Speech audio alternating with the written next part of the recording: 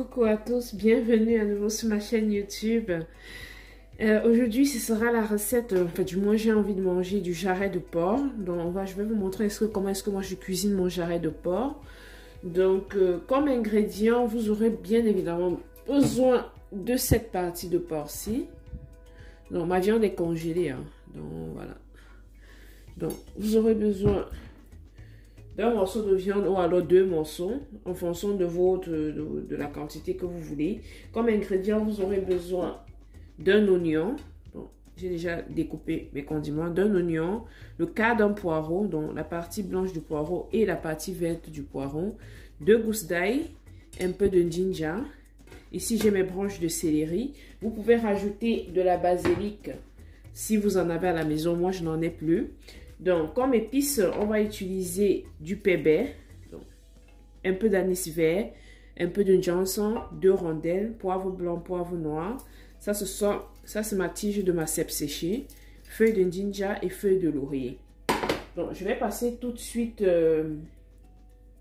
je vais tout de suite écraser mes ingrédients. Donc ça, je vais écraser tout d'abord à sec dans un blender.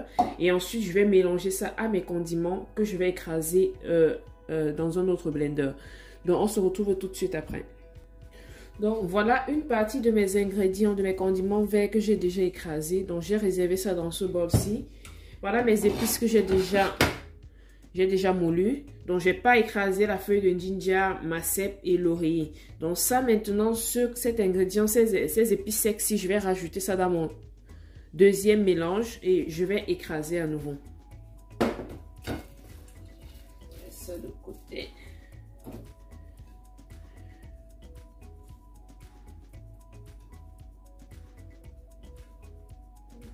Voilà.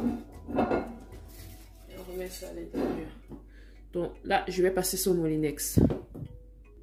Donc voilà la deuxième partie de mes ingrédients que j'ai écrasés. Donc je vais mélanger ça ici.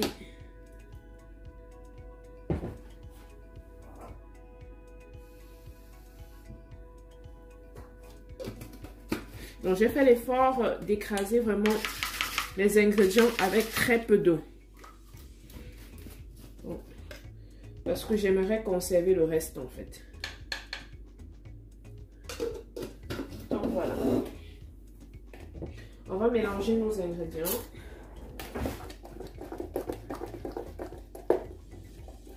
Pour que les condiments puissent vraiment aller de partout. Donc ça, ce sera mes condiments du porc brisé en fait. Donc comme je viens de vous montrer, ce sont mes condiments avec lesquels je vais cuire mon porc brisé. Donc dans ma marmite, j'ai mis mon porc. Je vais rajouter ma feuille de laurier, feuille de ginger, feuille de ma cèpe. Ensuite, je vais rajouter mon mélange. Donc, je vais rajouter la moitié. Donc, vous rajoutez vraiment en fonction de la quantité de votre viande. Donc, le reste, je vais conserver dans un bocal et je vais mettre ça au congélateur. Donc, dans la même casserole, je vais rajouter de l'eau.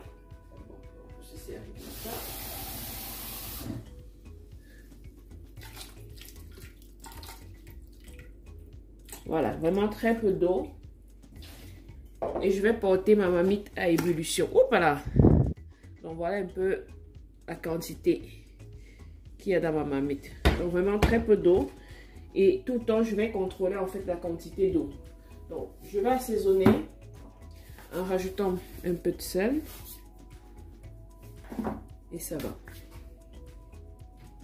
Donc, on va fermer. C'est dans une cocotte minute, donc ça va aller un peu plus vite. Je vais fermer tout ça. Je vais mettre au feu et on va dire environ 10 à 15 minutes de cuisson. Et je vais vous montrer le reste de la recette. À tout de suite. Donc, coucou, nous nous retrouvons après 10 minutes de cuisson. Donc, mon porc a cuit à moitié. Le reste de la cuisson, ça se fera au four.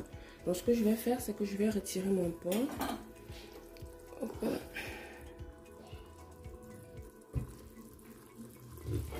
Donc, le jus de cuisson, je le garde parce que je vais badigeonner mon porc encore avec. Donc, je réserve ça de côté. Et maintenant, je vais trancher mon porc. Donc, fais des petites tranches.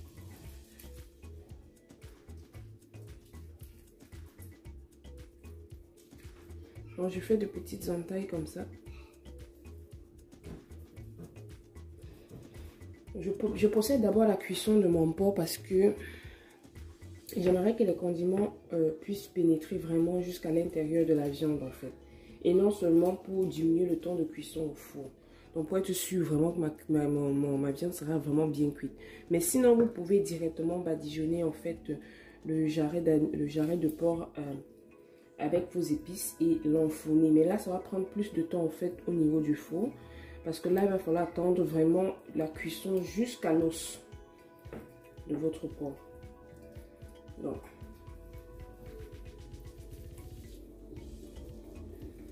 là, je viens de faire des entailles un peu de partout. Et je vais remettre une couche de condiments. Je vais enfourner au four 180 degrés pendant 30 minutes. À tout de suite.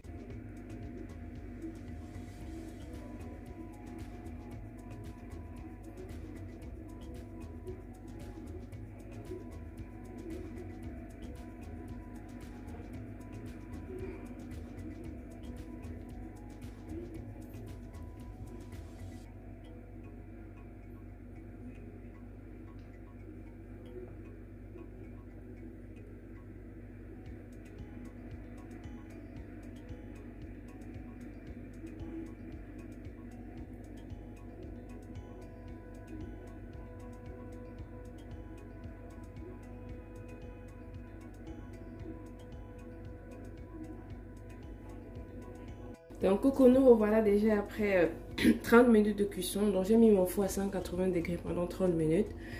Donc, voilà notre gigot, notre jarret de porc qui est déjà cuit. Donc, vraiment cuit jusqu'à l'intérieur. Cuit vraiment à point. C'est ça qui c'est vraiment important. Donc, c'était tout vraiment pour cette petite recette-ci.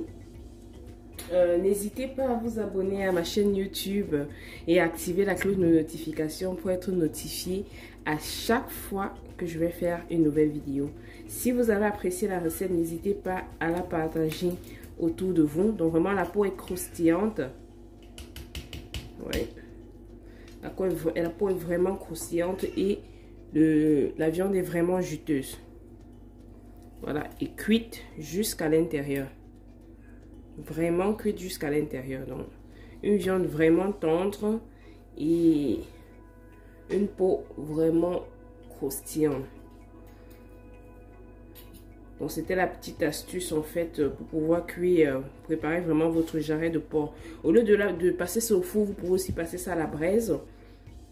Mais là il va falloir laisser quand même, il va falloir tourner tout le temps, ajouter, badigeonner votre viande en fait de condiments, du reste de condiments. Donc le reste de condiments qui a servi à cuire notre porc, c'est avec ça qu'on va déguster, accompagné de nos pommes de terre frites avec nos plantains frits. Donc vraiment, comme je disais, c'était tout pour cette petite vidéo. Si n'hésitez pas à me suivre sur ma chaîne YouTube et à activer la cloche de notification pour être notifié vraiment à chaque fois que je fais une nouvelle vidéo, que je poste une nouvelle vidéo.